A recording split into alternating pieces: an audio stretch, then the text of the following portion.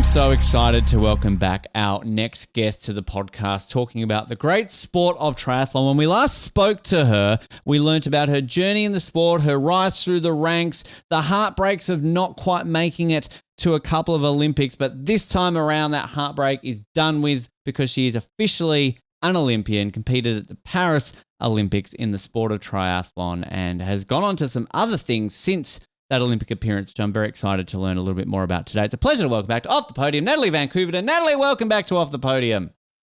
Thank you for having me. Yeah, it feels like an eternity ago that we spoke, but yeah, I think the time between Paris and now has gone quite quickly. And like you said, I've jumped into a new part of triathlon, and I'm excited to have a chat about my new life. It does feel like an eternity, because it's sort of, I think it was about February 2024 we spoke from memory, and we're recording this now in November. So nearly 2 years, I guess, if you kind of want to do the math with that. And a lot can obviously happen in that period. But I'm going to start at a very unusual spot now, because I just re-listened to our chat and listened to the part where we spoke about obviously the heartbreak of not making Tokyo. And one thing that stood out for me in that was when you spoke about the phone call you had to make to your mum to let her know that you weren't going to Tokyo. Let's go full circle. Take me to the phone call when you called mum and you're going to Paris, because I can imagine it's a much different phone call that time around.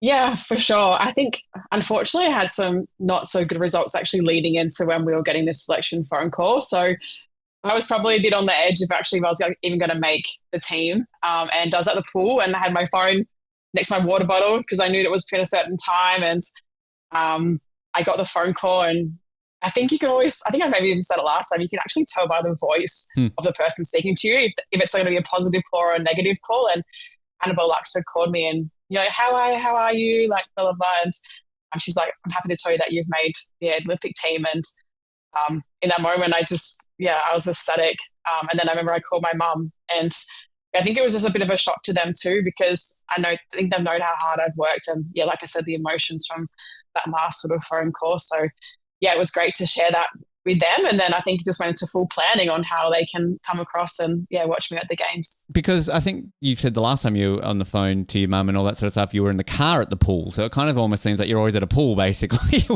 when these big announcements come. It's like it's tradition essentially, it seems. We just try and take our minds off it. We know it's going to be a very important day, and I just try and get on with it as much as I can. And I think, we are professionals, and I am trying to go to the Olympics, and I need to get on with my training. So, I think it's just, to get in the pool and just to relax and know that phone calls, I don't know if you can relax, actually, that's probably a bad thing of saying, but just to get your mind off it and get on with the job. So did you know that call was coming that day? Because I realize there are obviously sometimes with selections, you're sort of told, like, expect a phone call like today. So you were expecting this call to happen on that day? Yeah, I was. I gave you a time frame, I think maybe of 30 minutes to an hour. So you just kind of have to wait for a number to call you. And it's a very brief phone call, maybe 30 seconds to a minute at most. But like this time it was a very, very exciting phone call. You want them to get to that straight away. You don't want to be like, oh, how's the training going? How's this? You're like, I don't care. Just tell me what's going on, right? So kind of on that level. And you touched on sort of how the results maybe weren't sort of as good as you were hoping in the lead up. I mean, were you expecting that to be positive news then based on sort of other factors? Because I realized Tokyo was sort of, the results are good, but obviously there was some politics at play. Was this maybe a little bit different, a little bit the opposite time this time around? I knew that from the start of the Olympic qualification period to when the period finished, I'd actually had some of the best results out of, pretty much any Australian female. And I knew that I had that backing behind me. And I was trying to tell myself that, maybe I haven't had 2 or 3 good races, but I've had a really great test event. I proved myself in many grand finals.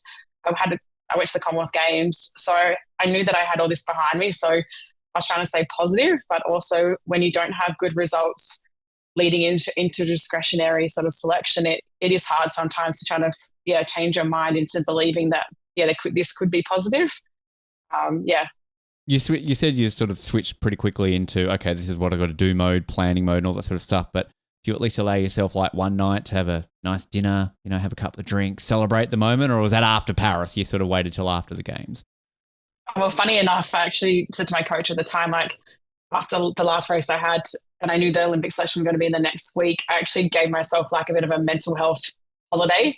I took myself away from everybody for 3 or 4 days just because I needed time to myself and time away from questions and whatever else was going on in that period, because I was training with some younger athletes, and I think they will experience this process, but I've experienced this process many times before, not only for myself, but I've also seen other people experience this, and I know how stressful it can be. So yeah, I actually took myself away to the beach. So I was already there having a bit of a holiday. So yeah, it was fantastic actually to celebrate down there and then go back to my training group. Not a bad little getaway, beach. Can't say no to that. You talk about sort of experiencing it and seeing it and that level of things. I mean, Olympics obviously has a lot more added to it than some of the other events you do. I mean, how did you find extra little things that you probably found yourself doing, the extra media commitments, sort of the extra commitments that come on board with being Olympian? Was that just part of the parcel that you prepared for? Did you sort of find that a bit of extra pressure you weren't anticipating or something along those lines?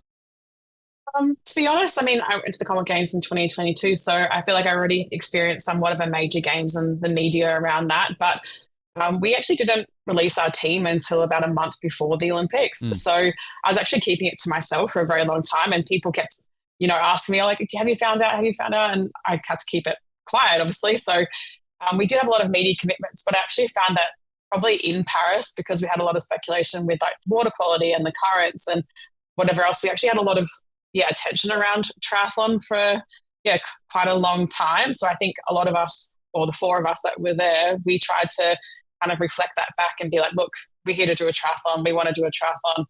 It's the best, it's the biggest stage in the world. So if we can race what we normally race, that's what we really want to do. So I think we tried to turn all this media attention into positive stuff for ourselves, because we wanted to have the best result we could as a team and also individuals. I promise I've only probably got like 1.5 questions about the Seine. Don't worry, I'm not going to turn this all into that when it comes to that. I always love to find out, though, is there a moment, Natalie, where it hits you that you're an Olympian? Is it that phone call? Is it getting the uniform? Is it lining up on the start line? I mean, sort of, is there a moment that at all that it hits you what you've achieved to become an Olympian?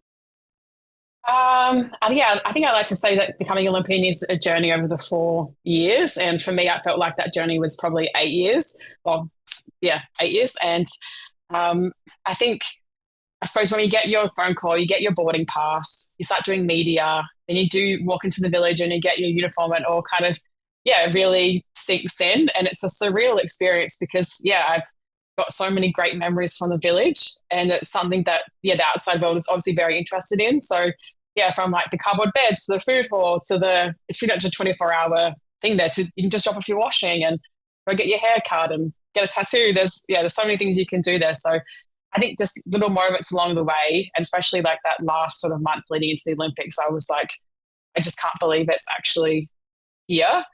And it's just funny because when you get there and you're racing and you're standing on the start line,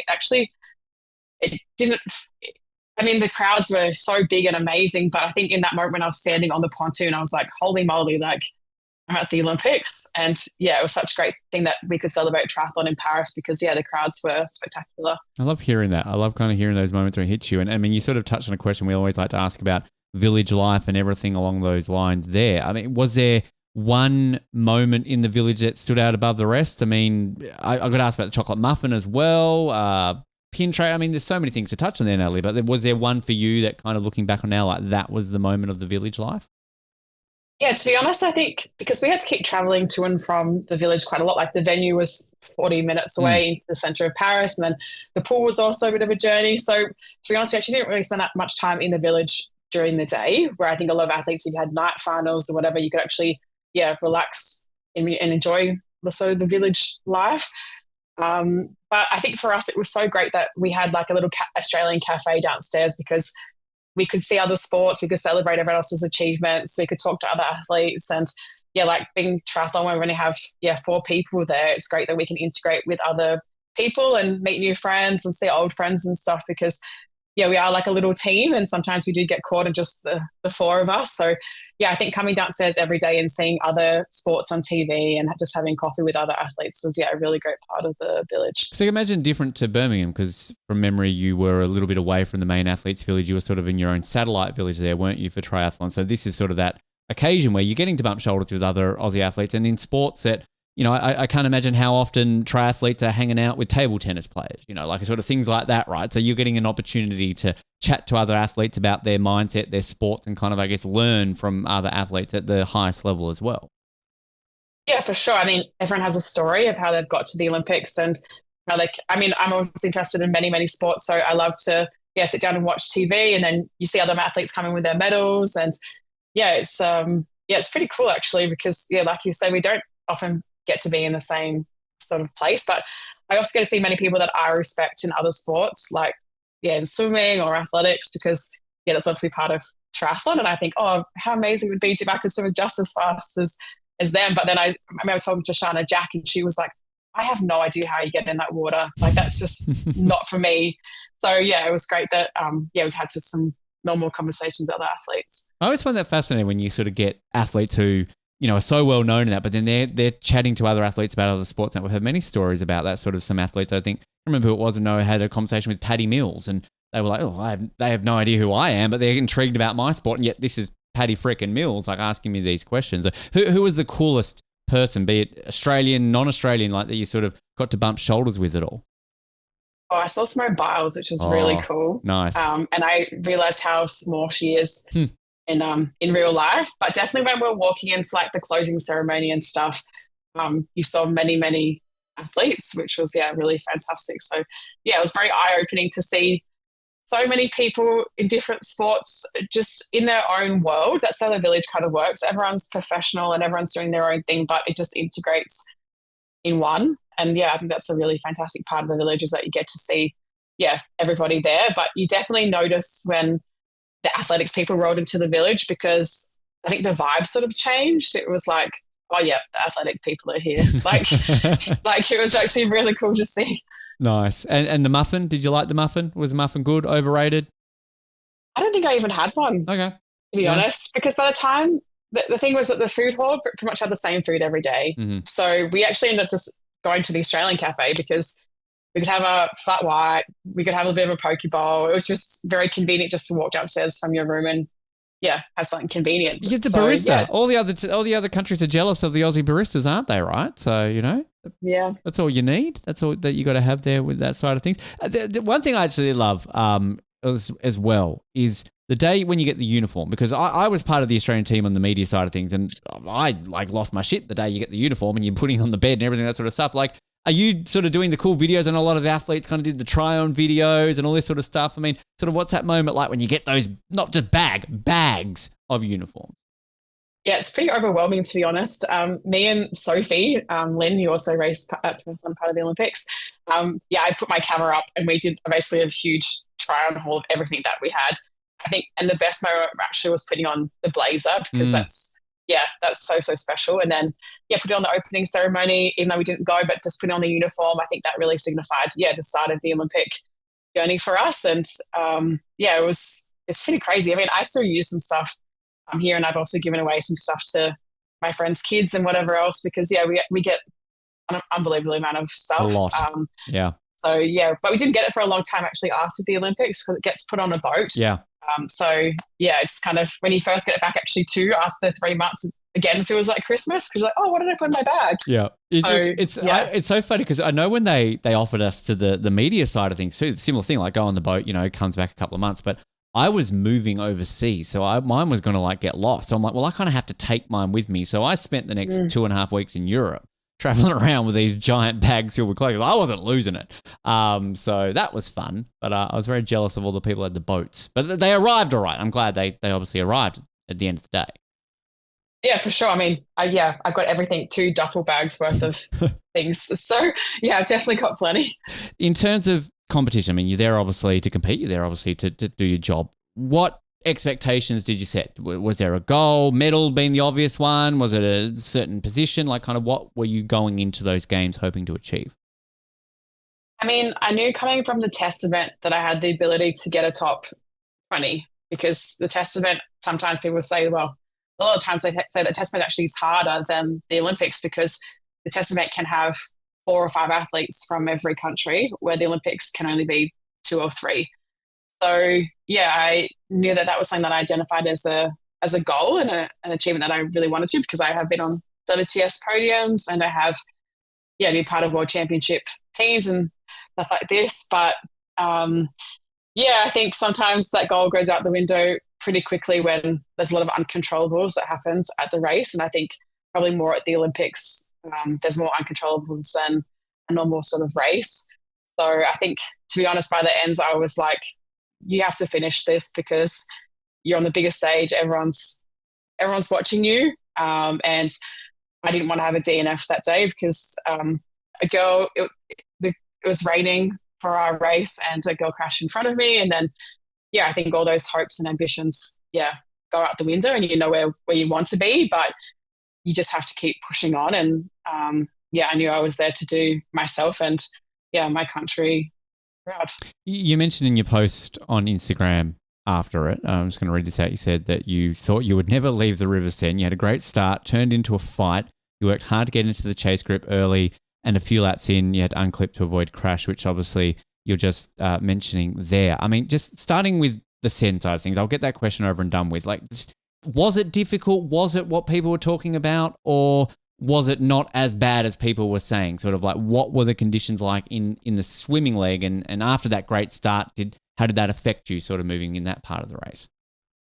Yeah, to be honest, the current was actually more of a factor than the water quality. The current was actually 2 times the amount of what we swam at the test event. Wow. Because I thought at the test event, it wasn't very much at all. So, I wasn't too concerned. But actually, when we got in the water, and because we didn't have any swim familiarizations or anything because the water quality was too bad. So, pretty much on race day was the first time we ever got to swim in the River Seine.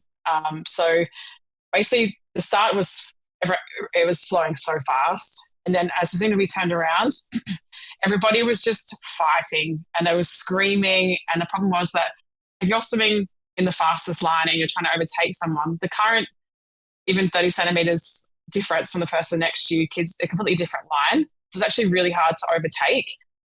And I remember seeing people get out of the water and I felt like I was 200 meters back, Oh. And it was just a fight and it was just really unenjoyable. And I think I remember I got out of the water with Kate Waugh and with Taylor Knibb, and I thought, okay, if I've had a bad swim, these girls have also had a really bad day. So I feel like it wasn't only me that was affected, but in some way it was just luck. If you chose the right line or just got around someone at the right time, it made a huge difference. And is that common in a lot of courses around the world that you're battling a current, or was this very unique to Paris? I've never experienced anything like that in my whole 14 years of my career. And that's a lot of races. I think maybe 130 or something world triathlon races. I've never experienced anything like that. So I wish that we did probably some more prep into that sort of side of things. I know a lot of other countries did, and we didn't really recognize that as something that was going to affect the race so much. So it's a bit of a shame, but hopefully something that, we can learn leading into the next sort of games for other athletes. Well, I was going to ask that, like, was it something you're familiar? Because, I mean, like, we know all the talk was around the quality of the water, but I do not recall ever hearing any conversation around the actual things like currents and things like that. So, I mean, is it a case that maybe for events like this where, it's all about the visual aesthetics, it's amazing to see this just, gorgeous view and backdrop that, maybe we need to also think about the athletes because, at the end of the day, it's all good for TV, but you're the ones who are actually competing there, not us sitting on a couch watching from home. Yeah, I think it was a bit of a shame that at the Olympics, so the highest level you can in your sport, that we were getting so much attention and so much controversy around this, because I don't think that at an Olympic level you should be able to wake up on race morning and decide, am I racing? Am I not racing? Mm-hmm. And that happened to the boys where they woke up on race morning and they said, you're not racing today. And think about all those years, 4 years, 8 years, your whole career that you've need to be peaking for one day, and they've just changed that in an instant. And other sports don't get that. Swimming, you're going to the pool. Athletics, you're going to the track. And I think there's so many other venues that we could have had the same spectacular crowds and venue and showcase us as athletes and also Paris as a whole that would have just been, just as good. So it's a bit unfortunate that we got caught up in this whole mess, really. Because they were talking, weren't they, if things got bad enough, it would become like a duathlon or something like that. And I think when we had Anu Francis on, she talked about in the test event that they had to make it a duathlon from memory. So, like, I mean, things like that where you're right, like, not many, like I can only think of sailing where weather plays such a part, but they're used to it. They like we've had sailors on the show and that's part of the sport. They know that's going to happen, but it doesn't seem like you guys are obviously, anticipating that. So, I mean, yeah, it's fascinating sort of all those issues around it and that, some of the things that obviously happen, as you said, with the boys and that. So hopefully LA, I mean, they're doing that, right at the beginning, aren't they? So hopefully maybe we're not going to have quite the issues there we had in Paris. Yeah, hopefully not. I mean, it's at Venice Beach, so I assume the water quality will be fine. And hopefully they've learned something from Paris. And I mean, Tokyo also had the same issues with water quality and the temperature of the water and things like this. So I think as athletes too, we're actually learning to control the uncontrollables more, and we just have to get on with what's been given to us because, I think over the past few years, water quality has become a bigger discussion in our sort of racing. You talk about the swim, you talk about avoiding the crash in the cycle. When it gets to the run, so you've gone through all of that and obviously you're pushing as best as you can to get a result.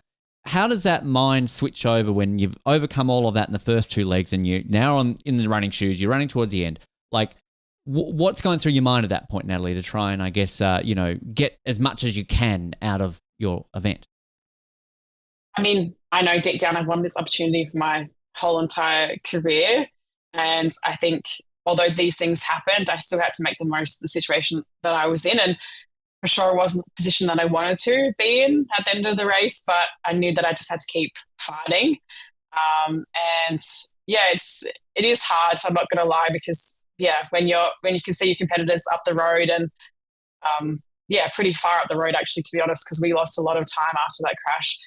So I just have to keep positive, and the nature of self-talk is just to keep fighting. And I've done that many times in my career, and I've fought really hard to get on this team. So that was really going in the back of my mind, just to keep pushing. Because as you said, it was that journey, right? Like an 8-year journey to get to that point, and that even touching on what you're saying with the test event where there's maybe more of a stacked field, not everybody there is at the Olympics. So at the end of the day, to just even be in that field and what you're saying there, I mean, I'm sure you cross the finish line maybe with an initial bit of disappointment, but I'm sure it hit you at one point what you've achieved to even just get to that point in your career. Oh, yeah, for sure. I mean, I know the hardships that I've gone through, and not many people do know that, but I think it's just the fact that I made my dream come true, and I worked so hard to get here. And I think maybe it was Alex Yee that said this, but there's like 3 people really at the end of the day that are probably happy with their result.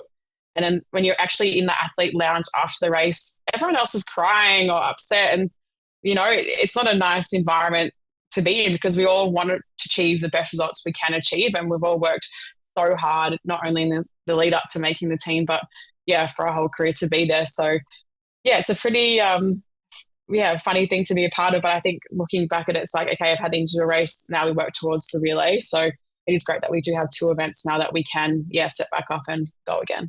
So 42nd in the individual, and then as you touched on there, in the mixed relay a couple of days later, Australia ultimately finished 12th in that one. I mean, just reflecting on the mixed relay, I mean, probably the obvious question is not what was hoping to be achieved there, but kind of like how did all that one play out?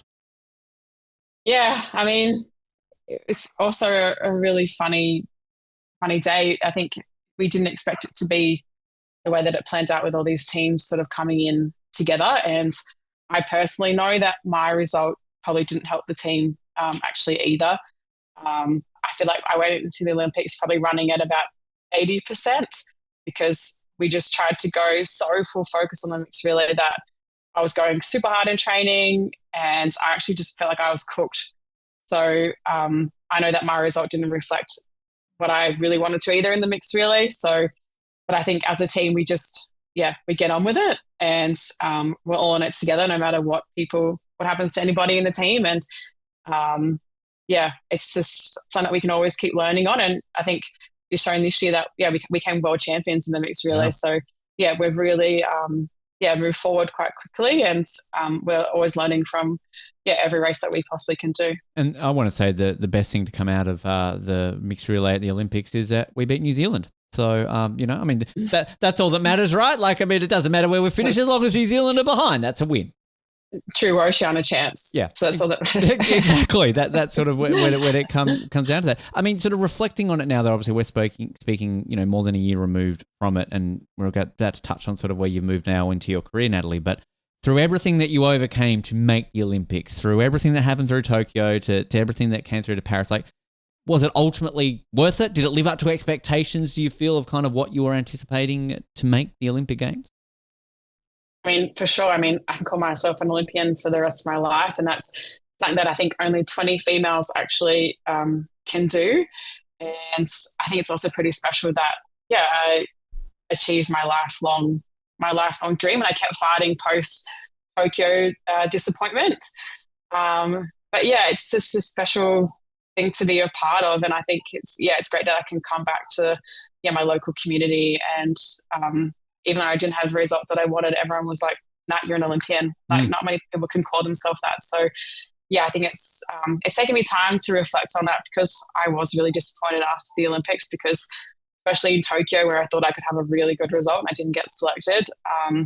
It was a shame that I couldn't showcase what I wanted to in Paris, and knowing that I wanted to transition across to 70.3 middle distance racing, I knew that was going to be my last chance to do so. So yeah, it's unfortunate it didn't plan out the way I wanted to, but like I said, I'm very grateful that I not only backed myself, but people that selected me and coaches and sports staff also backed me leading into that games. Once an Olympian, always an Olympian. That's always there. And you get to write 3 cool little initials after your name now when you sign things. Do you take advantage of that? Do you write Natalie Van Coevorden, OLY? My name's long enough already. I don't need any more. Nat Van COL. I don't know, trying to make it sound like, shorten that way, that sort of stuff. You touched on the closing ceremony. How was that experience? I mean, it was a great show. Did you enjoy it? Did you sneak up on stage to dance when you weren't meant to at all? Oh, I did not. Unfortunately, we had long linen blouse, and it was 35 degrees in Paris. It was a hot day, yeah. Mm-hmm. And we had to stand in the tunnel. I don't know if you realize this, we had to stand on the tunnel for probably 2 hours for everyone to kind of flow like through. Mm-hmm. And I think it wasn't like other games where you come out in your country. Everyone just kind of came out in random. You kind of just flowed out, really, which I wasn't expecting either, because my parents were watching at home. They're like waiting for Australia to come out, but Australia never came out. It was just, we all just came out together. So yeah, it was very cool to stand actually in the stadium, because we had gone to watch other sports post our event, and we've watched the athletics and stuff. So it was actually really cool to be down on the track, and then kind of see like what they were competing in, with how many fans, 80,000 people around them, and that's what we had at the closing ceremony. So yeah, it was actually really special to be a part of. I've heard a few stories about the party from Australia after the closing ceremony. Did you join in the festivities? Was it a big night after the ceremony? I did not actually. I actually got COVID. Oh wow! So, geez. Yeah, I actually didn't feel that well at the closing ceremony, because it was just hitting me. So yeah, to be fair, we partied fine after our event, so I was more than happy just to go to bed and go take the test and quarantine for 2 weeks. Do we still do that in 2024? I don't know. Not quite how it used to be. Wow, there you go. I mean, everything was fine. I'm guessing it wasn't like completely. I mean, COVID's never nice, I guess, but I guess you've recovered now, hopefully. Oh yeah, I mean, I had a 15-hour flight from Paris to Perth to sleep it off. So yeah, that was. Is what it is. It works out that way. Did you, yeah. I mean, if you weren't feeling well, I mean, you might have already answered this, but I mean, I've talked about many times being in that stadium, and when people realized that Snoop Dogg wasn't performing, that he was actually in LA, that basically all the athletes were like, fuck this, we're going now. Like, were you sort of in that group of like, no, Snoop, we're going home? Yeah, it was kind of confusing actually, because I feel like a lot of the other closing ceremonies have had a pretty major act, and then our acts kind of just showed up on TV. Yeah. So, yeah, it was a little bit confusing. But then again, like, it took ages to get out of there, because we had to get buses and stuff back to the Olympic Village and stuff like that. So, I mean, it's a once-in-a-lifetime thing. We were there and we chose to, like I said, go watch other events and stay for the closing ceremony. So, yeah, knowing that it probably would be the only time we would get to do this. So, yeah, it was cool. You got Tom Cruise. He jumped in the stadium. Yeah. That's true. That was all right, I guess, going on that level. I'm just hoping for LA and the handover ceremony to Brisbane that we can bring back the trend of, sending an act and not just cut to Brisbane. Because, like, I think this was a trend after Tokyo, when obviously they couldn't exactly have a Paris delegation in the stadium, so let's cut to Paris. So then I feel LA's gone, hey, that will save some money. We don't have to fly people over. Let's just perform at Venice Beach. True. So now I'm hoping that Brisbane are going to wake up and we're going to send Delta Goodrum, Vanessa Amorossi, the standard closing ceremony performers to perform in. Bring back Nikki Webster. Absolutely, Natalie. You know where we're going with that, 100%. She's got to be there for 2032 in some capacity, right? Come on. She has to be. She's like the icon of the Sydney Olympics. She just sang with the daughters. Kathy Freeman, for an example, she has to be back there in some way. Yeah. I mean, it's interesting thinking about who's going to light the cauldron, right? You probably won't have Kathy do it twice, but she's got to be involved somehow. Ian, yeah. My prediction, and I've said this a few times, and we've even spoken to the two people who I think would be perfect, is that we have Kieran Perkins, great Queenslander, comes in with the toys, getting ready to light the cauldron, but then he falls over at the last minute. Everyone's like, oh no, what's happening? And then Stephen Bradbury, another great Queenslander, picks up the torch, lights it, and it's a Winter Olympics because it's held in Australia's winter. So it kills two birds with one stone. So Dawn Fraser. Yeah, actually have so many people that could do this, actually, to be fair. Yeah. I mean, Emma McKeon's obviously a shoe-in as well. Ariane Titmus. Yourself? Yeah, exactly. Let's go with yourself, Come on. You want only 20 female triathletes at the Olympics? Come on, that's what you said. You're in a unique group there, Natalie. So we'll see how that plays out. You touched on it. Switch now to, I love how it's called middle distance, 70.3. Doesn't seem like middle distance to me. It seems like a long way, but I guess by triathlon standards, it's middle distance. You said this was kind of always the plan to switch to this, sort of what brought about this changeover and kind of why was the desire to sort of go a little bit further in a different discipline in triathlon? Yeah, so I've been doing a few middle distance races over like the past few years, and I've had some pretty good results.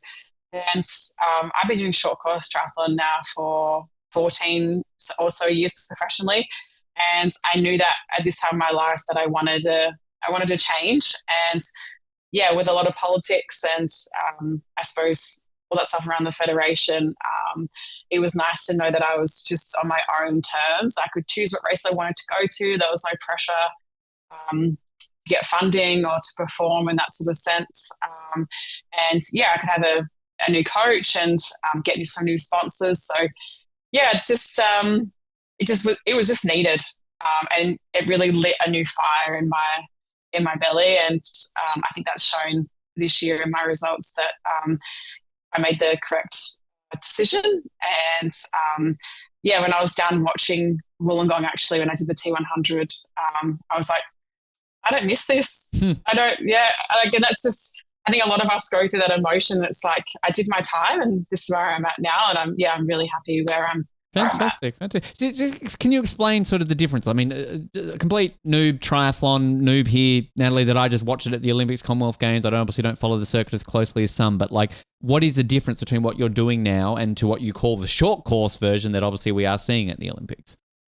Yeah, so I was racing for probably an hour to 2 hours of racing in short course, and I was under a Triathlon Australia sort of bracket, as you could say. And now that I've moved to middle distance, I'm competing for myself, and I'm racing for approximately 4 hours, 4:15. Wow.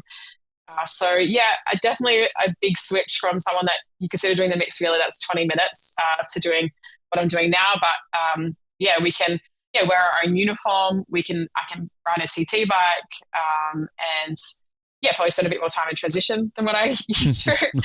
So just a completely different, really. So it's a completely different sort of circuit, federation, things along those lines, and sort of, are you traveling now to different parts of the world where maybe the short course series doesn't go to? And if so, what are some of the unique locations that you get to sort of see on this new tour?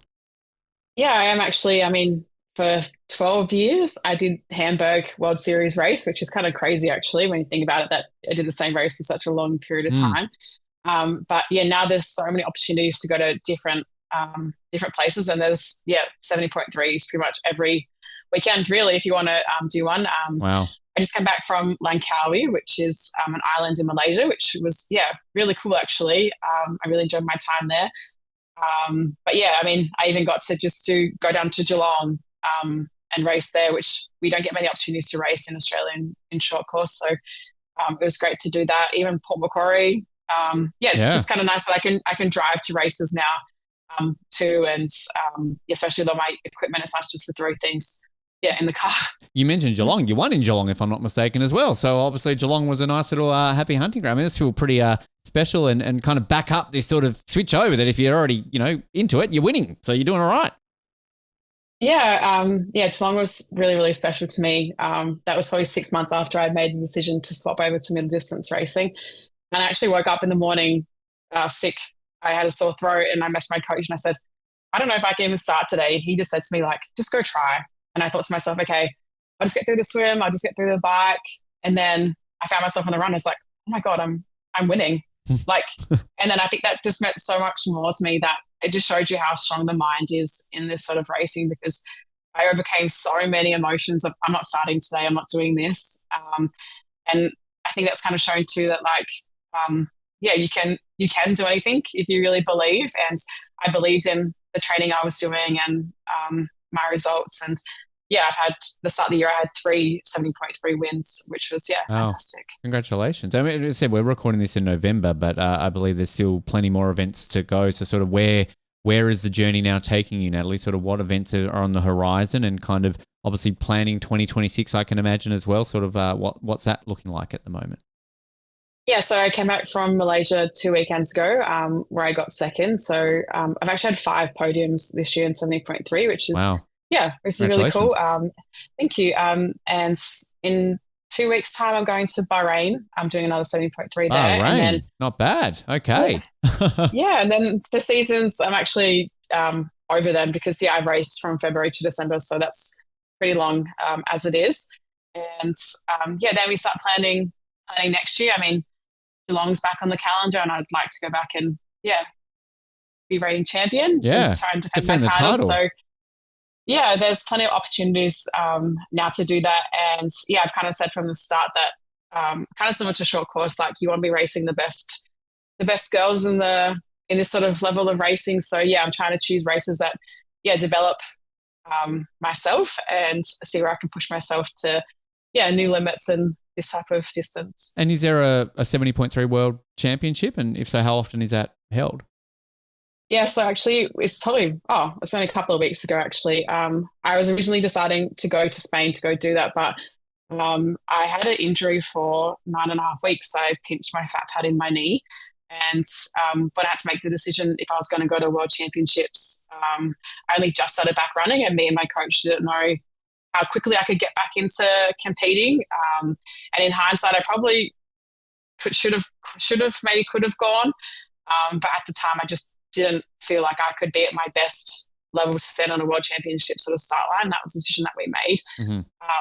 Once a year we have World Championships for 70.3. Is it a case of the thing that I always find fascinating about sort of endurance space, what's, long distances and things like, what you're doing, marathon, things like that. It seems like the older you get, the better you get at it. Is there a science behind that? Do you know that? Like, I mean, it's sort of, and you're not by any means old, Natalie. You're younger than me. I'm not saying that you're old, but it's just more of a case of why is it that endurance-based sports seem to suit people as they get older? Honestly, I think it's a lot of learning, sort of maturity. It's a lot of, believing in yourself and believing in the process of this whole thing. I definitely know when I was younger that you think that you're invincible and you think that you can get away with anything. And to be honest, you can sometimes. You can overcook a session and then you'll be great the next day. But now I've learned as I've got older, it's like, okay, if my coach gives me paces to do, like this is the pace I need to stick to, and that's going to pay off for the next week because I know I'm going to have good sessions the whole week if I do what I'm told to do. And I think you just become better at, I think like my endurance has definitely got better over time. And to be honest, I've actually kept a lot of my speed that I had when I was younger, but I've just got this really good grounded base that I've just developed over time. And I think that's come with not getting injured and just consistency, through my 14 years of triathlon. So, I think sometimes it just pays off just to stick in there really. I asked that because again, I'm older than you. So I'm just thinking like maybe one day I might, find the urge to do something as amazing as what you're doing and some of our other guests do on this show. I go to the gym. That's the start. So, I'll take that. I want to give you touched on before about finding new sponsors. Here's the shameless plug for yourself now, Natalie. Underworks Australia. I say this too because I'm out walking in Melbourne and you're in front of me on a giant billboard. So, this is pretty special that not only you're getting new sponsors, but you're famous. You're billboard famous in our major cities. I mean, this must be pretty cool to have their support behind you. Yeah, I mean, Underworks have been a great sponsor. Got on at the end of this year. I mean, socks are a really important part of what I do. And I'm running for 21K and I'm doing a lot of Ks throughout the week. So I know how important it is to find, good things under my feet. And like you said, I've had so many people reach out to me and send me photos of buses and billboards and things like this. And I'm very grateful that Sam took me on board, and I'm grateful to be part of this team because I know how great the product is. It's really special to be somewhat of a celebrity in some way or another because we don't get this opportunity very often. But I also know that it's a great way to promote what he wants and how great the product is. So it's great for both of us. So you're getting a lot of people sending you pictures of buses and buildings and stuff like that. How many free socks do you get? You just wake up every day and there's a new package from them in the mail. Oh, more socks. Here we go. No, not like that. Actually, to be honest, it's actually a really nice luxury on race day to wear a new pair of socks. And I think that's why I find this sponsor so great because it's all the equipment matters in what we do, and if we can find little 1%ers that can get us a better performance, that's what I'm looking for, and that's what they've given me so far. So, it's been great. Here's a question I've never asked on this show, Natalie, in more than 500 episodes, but is there a science to a good sock? Like, are you going into the factory and sort of helping them out with like, this is what I need when I'm in a race, and they're going, well, this is what we can, like, is it just like so scientific to get a good sock that helps you perform in a race? To be fair, it kind of is for us because in my short course career, we actually didn't run with socks because we're trying to get our transition so quickly. That's a lot of blisters. Is there a lot of blisters? Yeah, sometimes your feet get pretty cut up, and unfortunately, the shower after the race was not a great. I actually have scars on my feet because where the shoelace holes would actually rub on my feet. Ouch. So I've actually got it's not that nice. So to be fair, racing middle distance now is quite nice because I do get to put and sock on. science is something that you get to learn, which is exciting. Yeah, honestly. But I think for us too, like we're always pouring water over our head. We're sweating a lot. We're running for a long time. So socks are actually a really important, part of our equipment. And I think people don't realize that, when your socks bunch or they're not good at the toes or they're not giving you arch support, things like this that Underworks do give you that, you actually can make a huge difference. I'm not just doing this so you to suck up to the sponsor, believe me. Like, I wish I could say I was getting something out of it. I'm not. But the point is, I'm just trying to say, it's like nothing beats a good pair of socks. Like, I love shoes. Don't get me wrong. But like, there's something about a nice pair of socks I found that in the right shoe, like just it's bliss. It's heaven, right? And I don't need, you're preaching to the choir. You're doing massively long races. I'm just walking down the street. So what do I know? Yeah, but I mean, it's for anybody, right? Yeah. Like from when we're kids at school to doing sport to anything, to everyday life, even socks that you wear around the house, like they're all important. They'll play a part. So it's a cliche of like, give dad a pair of socks. Well, maybe dad appreciates a good pair of socks. Maybe it's not a shit present. Maybe he wants a good pair of socks, right? Well, to be honest, when you're a kid, you don't want socks for Christmas, but when you're older, you definitely want these little things because you don't want to buy them for yourself. So they're definitely a great stocking filler. That is true, right? You work hard for your money, as a famous song says, and you don't really want to go down to and buy socks. So present-wise, it's not a bad one to get. Priorities change when you get older, right? Socks good, not good when you're younger. So, Barbie or I don't know what I'm saying that from me. My sister's still my sister's Barbies. That's a whole other story, Natalie. We don't need to get into that. But the point is, your priorities change. I'm saying a lot of things on this episode today. We asked you a set of questions in our first chat, Natalie, that we did at the time. But now we've changed. We've got a bunch of different get-to-know-you style questions, which we ask all our guests. Now, I think you might be the first triathlete to answer the new ones because we had Matt on before you and New on before you. Yeah, so you would be the first triathlete. Just quickly on Matt, we should mention, great job, world champion. Obviously, we celebrated that recently on a newscast. I mean, I know it's not really in your wheelhouse now, that version of triathlon, but how is Triathlon Australia going right now with a couple of world championship golds and Anu also too, getting the paratriathlon gold too in Wollongong? Yeah, of course. I mean, being down at Wollongong, it's obviously very close to me. It's 45 minutes away from my house. So it was great to see that everyone was down there celebrating triathlon. And it's probably one of the best crowds that I've seen for such a long time. And right. that's credit to Matt. That's credit to us being world champions in the relay. It's credit to us having a great para team. And I think across all races the whole weekend, people were down there supporting. So yeah, it's really, to be honest, I mean, I was in the program for 14 years. So it's great for me to see that they are stepping up and there has been changes that are being made. And even though I'm not a part of that, it's still great to see success. And I think, as a smaller country, it's great that we can be stepping up on the world level and really showcase that we are great at triathlon. And it was fantastic to see Matt down there achieve what he wanted to achieve. And hopefully, he can lead that into the next Olympics. Fingers crossed. We're crossing all those toes and fingers for him and everyone moving forward. But the 10 questions there, one of these actually, and re-listening to the interview that we did with you, Natalie, is that we sort of actually already asked you one of these questions before it was even a question. So maybe we'll do that one. But we'll go here. The first question. What is the one thing you never leave home without when traveling to a competition, besides a good pair of socks? I won't let you answer that one.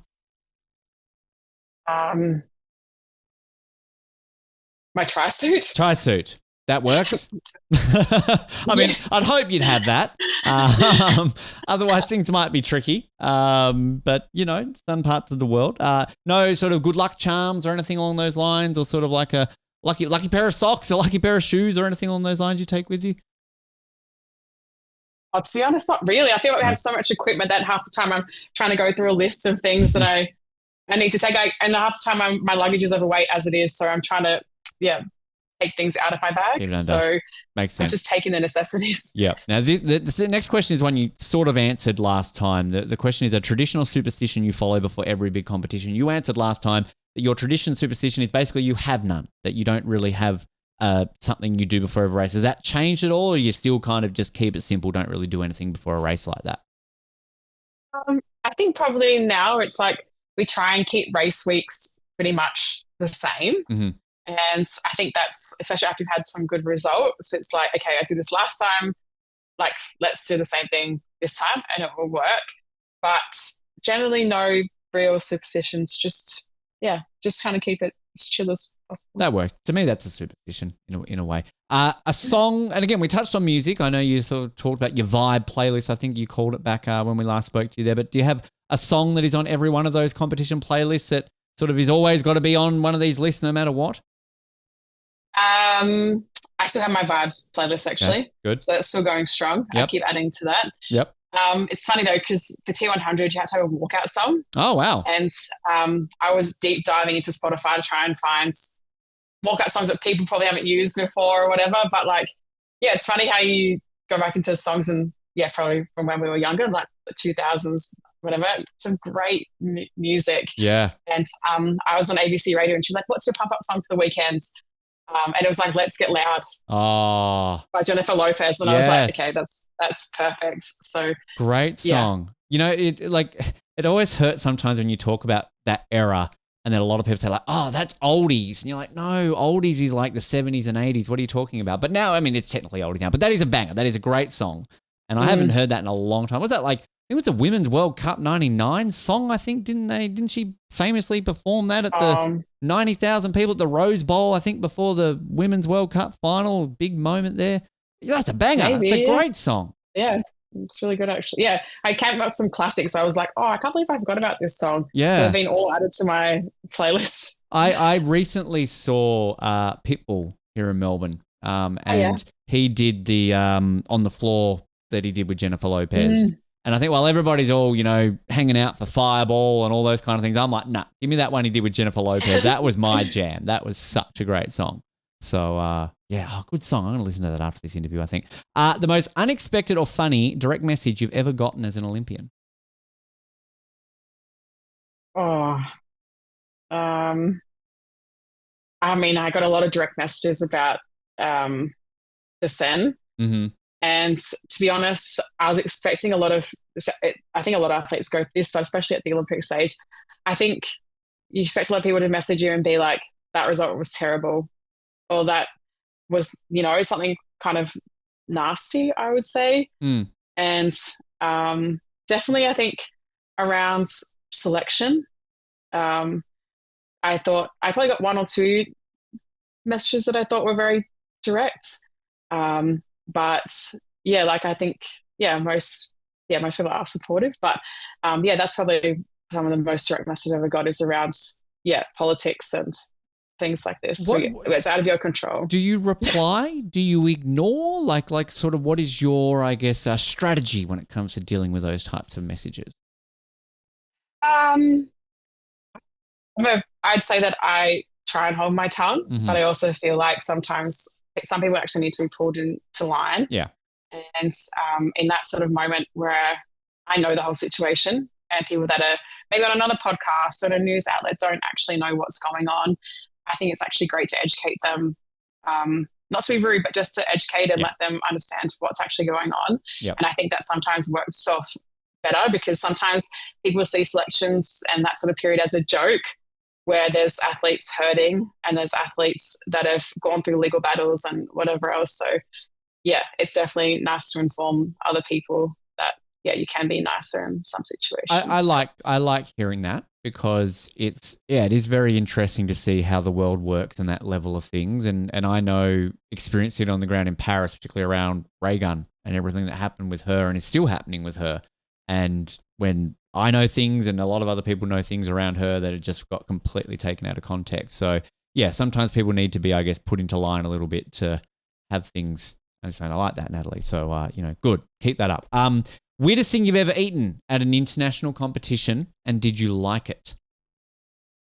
Oh, I'm going to say somewhere in China. Probably had something random, I'm going to say. But I'm not very good with spicy food and things like this. So, I would say that, like, my partner always tells me, "Oh, Natalie, you should be eating. Like, go just try this." I'm like, I'm okay. You can try it, but I'm just fine. Try it for me. I probably watch more people eat random things than what I have because I'm very conservative. Hey, and nothing wrong with that. China and Norway are the two we always get answered in that one the most, I feel. So, I feel we need to do a battle off which country between the two has the weirdest foods. So some people are very happy to eat street food and that type of thing, but I don't want to come home with a stomach bug. Yeah, no, I'm the same. Yep. I completely agree with you on that one. On the good side of food, you touched on being a big fan of a good schnitty in our last interview, but your ultimate guilty pleasure meal after a big competition, is it still a good schnitzel? Oh, yeah, for sure. Or like a burger or I think someone asked me the other day, like, after competition, like, do you just treat yourself, But I feel like with what I do, I train 25 hours a week. I'm continuously treating myself. So it's kind of like, I don't feel like after a race I have to go and have this like splurge meal because we're doing that all the time just to get calories in. So honestly, just anything that we can get down half the time, because I think a lot of people know, like, after you do a 4-hour or 5-hour sort of event, it's actually really hard to eat. So I think it's anything that can just easily get down. And is it like Michael Phelps levels of like eating like 30 pizzas before an event, or whatever stupid, ridiculous calorie loading he used to do back in the day? I mean, are you got like eating levels of food that much before a race? I think the funny thing is that because we are eating so much in our training regime, it's like the week of the race, we're actually eating more naturally because we're tapering. So I don't actually consciously think about food. I just eat pretty much what I'm normally eating. But a lot of times now I have to drink calories because I just can't get enough food in a day. So that's like been a pretty important part of like my pre-race thing. It's like, well, if I can have a smoothie or I can have it up and go or just things like this, that makes a big difference to your overall calorie intake. It's fascinating just learning the different sciences behind nutrition in sports. So we love you on this show because, while we're learning that from you, we'll get a weight-based athlete on the show who, a wrestler or a boxer who obviously is a complete opposite, right? They can't do that before an event. It's fascinating how it all works. I think we kind of might have touched on this one in our last chat as well. If you could swap sports for a day with another Olympian, what event would you choose and how do you think you'd fare? I think you touched on last time that you wouldn't mind doing swimming. It was a very similar question to this. Maybe we've just stolen questions from our previous interviews, it seems, here, Natalie. I thought these were unique. Maybe. But to be honest, we went and watched the beach volleyball in Paris. Yep. And that was so cool. Yep. Like the atmosphere, the venue, and I think, I just loved going there and watching it. I think so many other people did too. So I think if I could do that for one day and just like, even at like a big sort of like venue, that would be, really cool. And I think people aren't talking about the river quality there when it's under the Eiffel Tower, right? It's more about the sand, kind of the opposite one, that one. Love this one. If your Olympic journey were a movie, what would the title be and who would play you? I usually get ChatGPT to give us a bit of help with this one, but I haven't been prepared for today, apparently. So chat would be nice right now.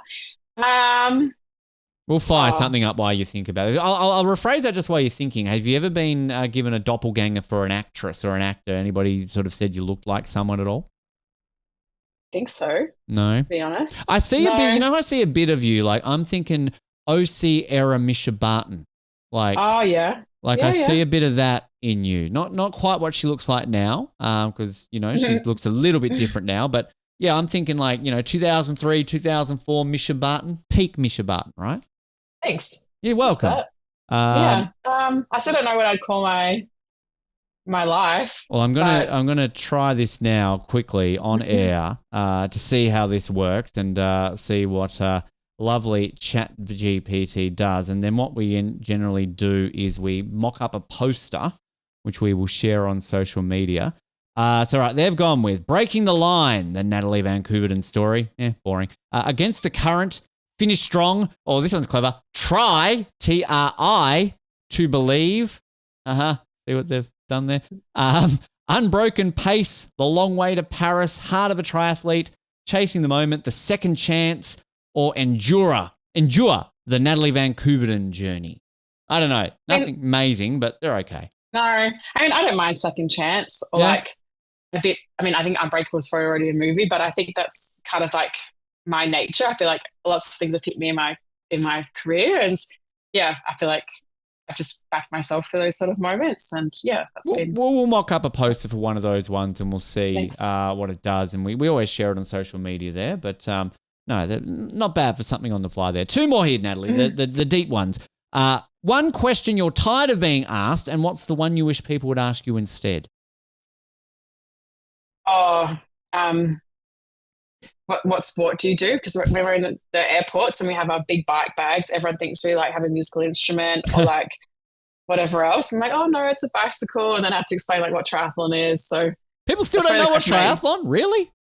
No, they don't think that we swim first. Wow. Everyone thinks we do something. Well, I was at an event the other day. She plays, anyway, she thought I did surf Ironman.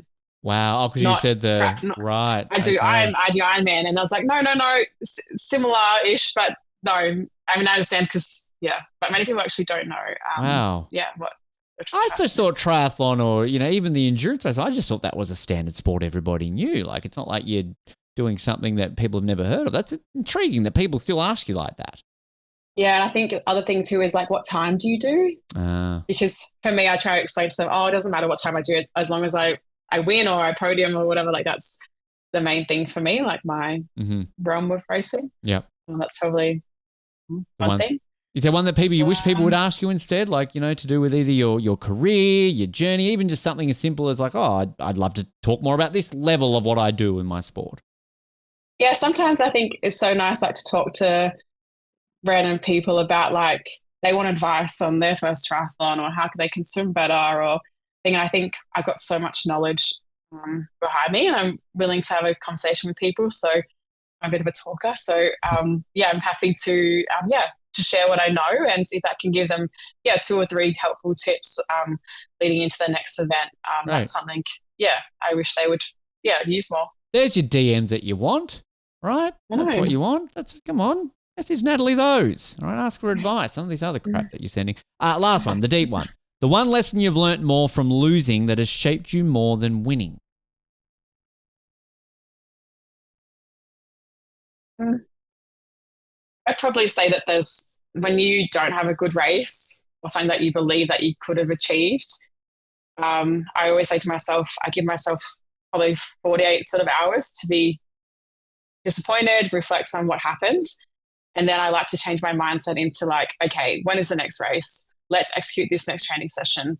And I think that's been a really important part of my journey, that one race doesn't show, or one training session doesn't even reflect your ability and what you're capable of. And I think that's been, a really important part of this thing. Because like I said before, like sometimes you feel like one race that you would lose funding or they wouldn't get selected for another race. And I think you have to change your mindset really quickly, especially in season that, you are capable of really great things. And I think that's, shown in some of my racing this year too. Absolutely. That's why we love ending on that question, because we get a nice little bow on the end of a good interview to kind of bring that full circle. And if you do exactly what Natalie's saying, you too could be on a billboard in Melbourne. Just saying. Just, it could try that way. Natalie, it's always a pleasure to have you on the show and learn everything about yourself and journeys and all that sort of stuff, and refresh people's memories, social media. Where can people follow you if they want to stay up to date with everything that you got going on in your world right now? I probably post most of my stuff on Instagram. I did try TikTok for a little bit, but I gave up very quickly. Okay. I do not have the time. Okay. I feel like I need to dig this up now to see if it still exists. No. So mainly Instagram, and I post my athlete page on Facebook, because I know I've got a lot of older sort of people that have followed me throughout my career on that. Is a blog coming back? I loved listening in our last chat. You talked about the blog that you used to do. Are we going to see the return of the Natalie Van Coevorden blog? No, I mean, I think the new blog is YouTube. So if to get out of my talker, I probably could do YouTube. I think you should. I can have a chat. There's some good stuff going on there, I feel. And like, it helps people like myself out when we're doing our research on you. Like, here it is. We can get to the nitty gritty. Or if people don't want to listen to this crap, they can just watch your stuff and skip me and go straight to you. That's what we want, right? So there you go. Natalie, always a pleasure, and best of luck with everything else that's going on right now in your life.